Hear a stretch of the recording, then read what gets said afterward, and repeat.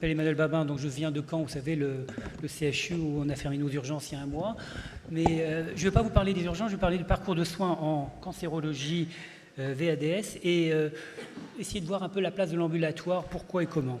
Alors, première chose, une diapositive pour vous dire ce que c'est, parler un petit peu des cancers des VADS. Vous voyez, c'est à peu près 15 000 nouveaux cas par an, c'est essentiellement des hommes, il y en a 80% qui sont avant 70 ans.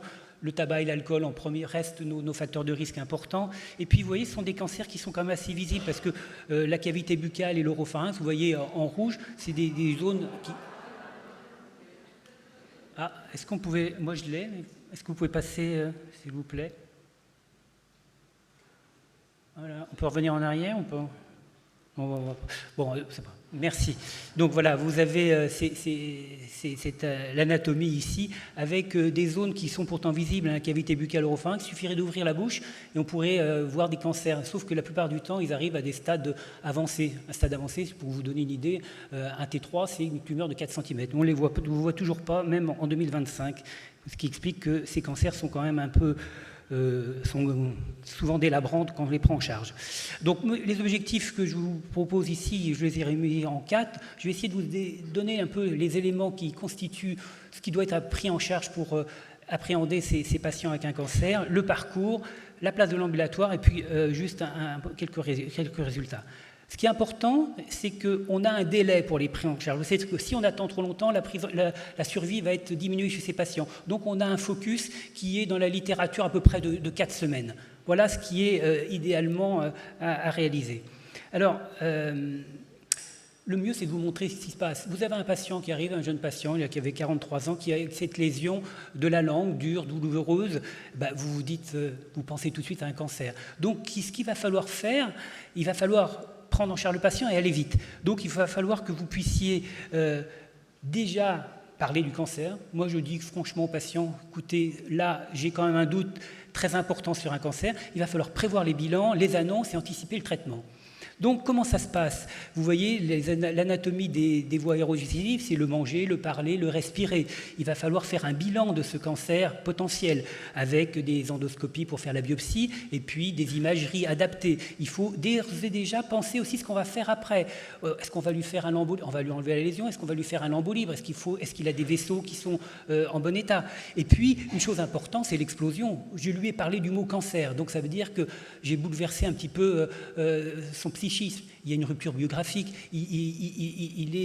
on a apporté à sa teinte à sa vie, il bascule un petit peu dans l'irréel, il va falloir qu'il profite de la vie rapidement parce qu'il sait que la mort est potentielle. Et donc ça, c'est un élément important qu'il faudra prendre en compte lorsqu'on va le faire venir. D'autres éléments, vous savez peut-être pas, mais nos patients, ils arrivent avec plus de 50% sont dénutris. Donc, il faudra penser à appeler une diététicienne. La douleur, 60% des patients ont des douleurs. Juste quand ils arrivent, un tiers sont sous palier 3.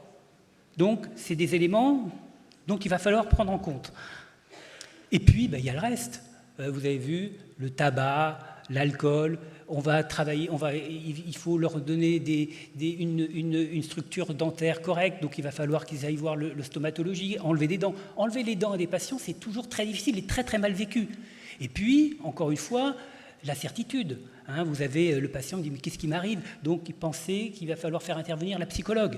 Et un élément non négligeable aussi, ce sont les autres, les proches. Les proches, dans un travail qu'on a fait en 2019, on avait interrogé 272 proches de patients. On s'aperçait que dans 2 tiers des cas, il y avait un retentissement sur le quotidien. Donc, tous ces éléments-là, il faut les prendre en compte.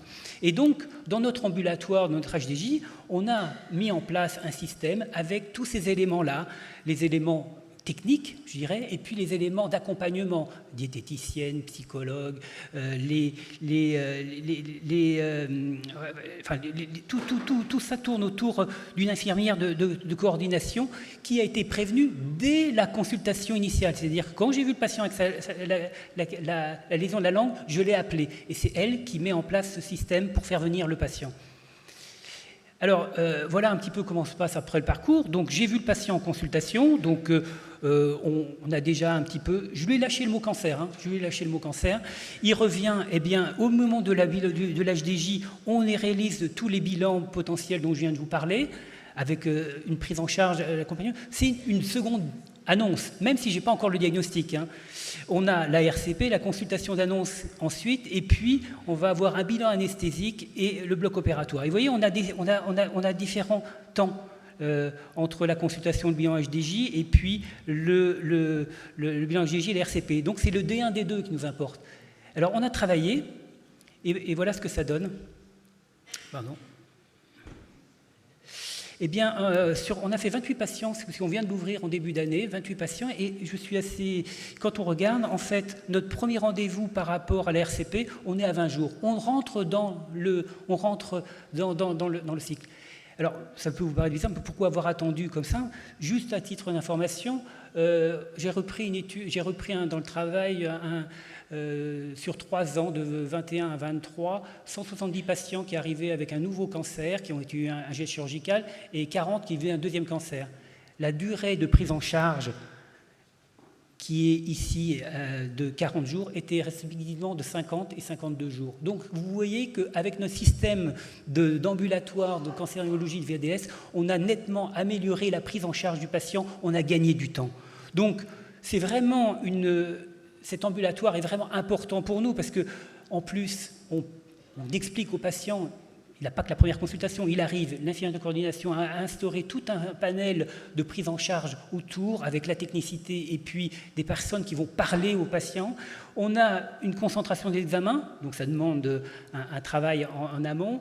On a effectivement le soigné et le soignant qui se parlent davantage, donc on aide, je pense que notre prise en charge s'optimise. Et puis, ce système-là nous a permis de gagner une infirmière, parce qu'effectivement, quand je suis allé voir la direction, j'ai dit, voilà, on peut faire ça, une HDJ 800 €, on a pu gagner une infirmière de coordination, du temps secrétaire et du temps d'orthophoniste. Donc voilà.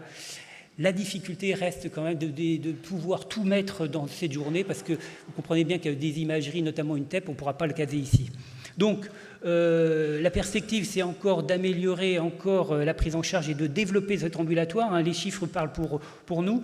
On a, je crois que c'est des éléments importants, c'est-à-dire que quand on prend en charge les patients, il faut enlever, reconstruire l'organe, restaurer la fonction, et surtout, l'élément important, c'est qu'on a affaire à des êtres humains. Donc, il faut vraiment prendre cette chose en compte. Et moi, je dis toujours qu'il faut essayer de faire ce qu'on aimerait avoir. Donc, j'ai repris cette phrase de Kant, et si c'est la philosophie un petit peu que l'on a dans le service. Voilà, donc j'ai été un petit peu vite parce que je voulais vous parler de la stratégie thérapeutique, mais ça, Léa Godet vous en parlera tout à l'heure, elle vous racontera son rôle d'hypnothérapeute dans la stratégie thérapeutique de notre ambulatoire. Voilà, je vous remercie.